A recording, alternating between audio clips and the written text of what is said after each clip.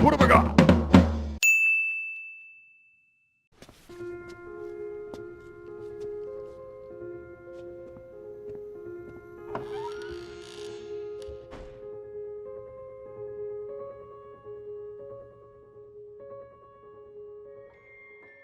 Right, ladies and gentlemen, my name is Kieran and welcome back to another Survival Horror for Dummies video. Today we actually have a game that's already released on Steam, and it has been on my radar for quite some time, and that is Remothered Tormented Fathers. Just before we get into this, however, I'm going to be streaming this game along with Elder Scrolls Oblivion over on my Twitch, so if you want to watch Let's Play style stuff from me, and watch me actually get quite scared, suggest following me over there on Twitch. I'll put the links in the description below. So Remothered is a game being developed by Stormind Games and Darril Arts. Before I go on to talk about the story and the gameplay, I want to talk about the history of the game first, because it is quite interesting. And I love talking about histories of games and how they come to be, because, what was it, Call of Cthulhu, I loved learning about that and how the original team left to go develop the Sinking City, and the publisher got a brand new team to create the horror-focused Cthulhu game, and then we have Crying Is Not Enough, which actually had quite an interesting history as well. So back in 2007, the game was revealed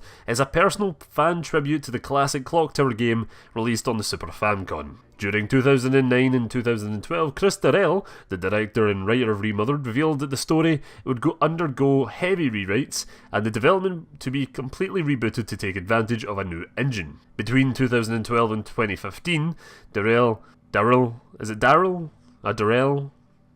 I'm going to call him Darril. Fuck it. Darril. Darril received numerous offers to buy the Remothered IP by multiple studios, which, interestingly enough, Darril refused. Which is cool. We don't know the offer these companies made or who they were, but the fact that Chris wants to hold on to his IP and not just to sell it off to some company who will most likely just milk it for money is pretty respectful, to be honest. Anyway, Darril then partnered up with Stormind Games to bring us the title we have today, and apparently the title is a mix between the original Remothered idea and its apparent sequel, Remothered Grave Torments. So Remothered Tormented Fathers is the first of a trilogy of Remothered games, and I'm curious if it's going to be the same protagonist throughout.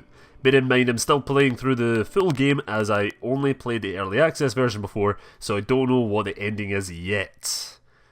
But anyhow, let's move on to the story. Tormented Fathers follows Rosemary Reed, a fascinating 35-year-old woman who reaches Richard Felton's house in order to investigate on the disappearance of his daughter called Celeste.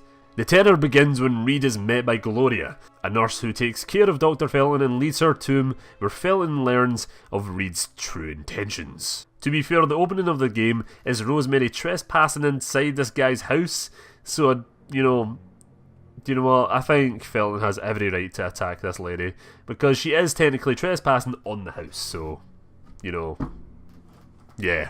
If you didn't pick up before, this game takes place inside Felton's mansion, which is pretty creepy and dark and filled with documents to find, uncovering the mystery behind Richard Felton's history and the disappearance of Celeste. So let's talk about the main antagonist of the game, which is Dr. Felton himself.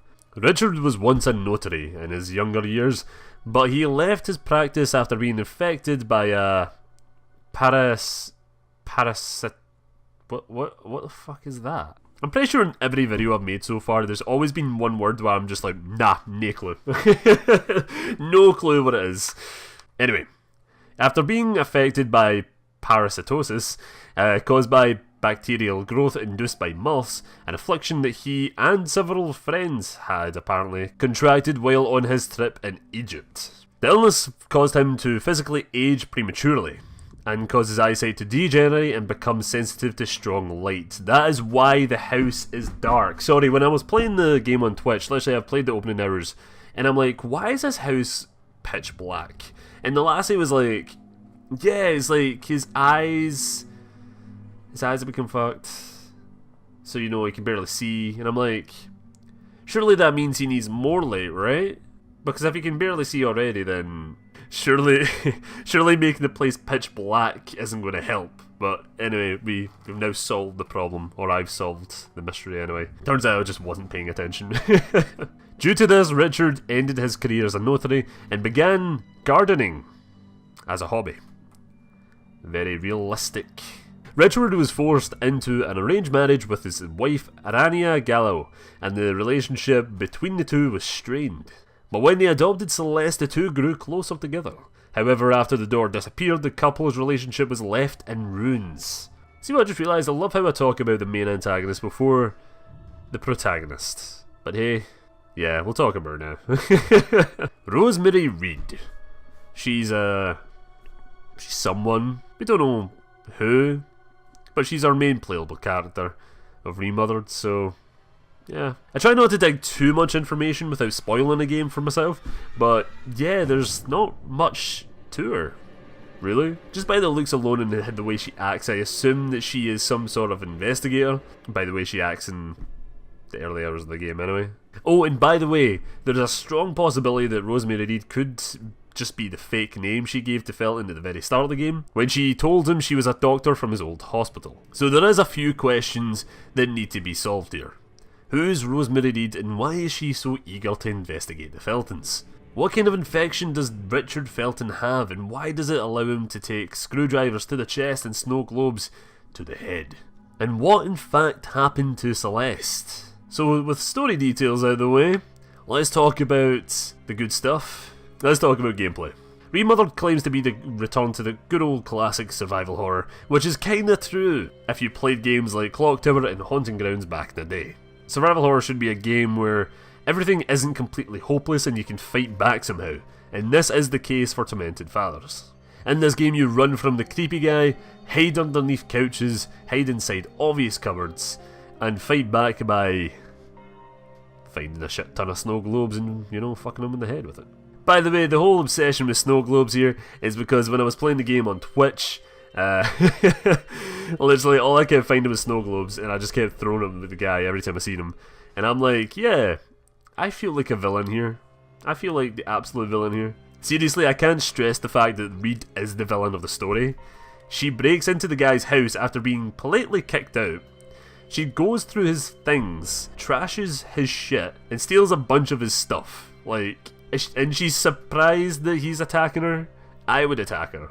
If she broke into my house and started stealing a bunch of things and throwing snow globes at me, I'm definitely going to attack her. Reed is 100% in the wrong here. Anyway, back to the gameplay.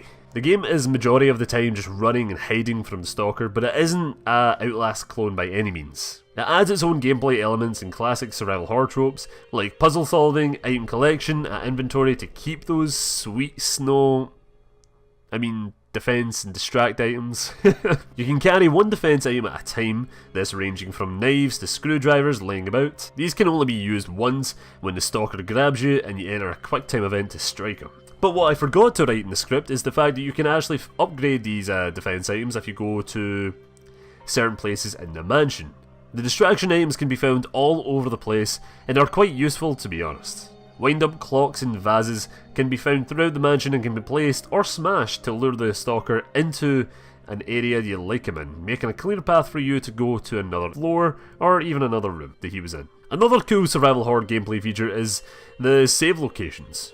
Remothered requires you to seek out mirrors around the mansion, kinda like The Evil Within. That's what it really reminded me of when I seen the mirror. I was like, yeah. But I don't think in Evil Within it requires you to save through the mirrors. I think that it's just kind of used to teleport you into like the safe room kind of thing. These are your typewriters of the game, and also can heal up Reed when she's injured, but you can only heal at the mirror once every so often.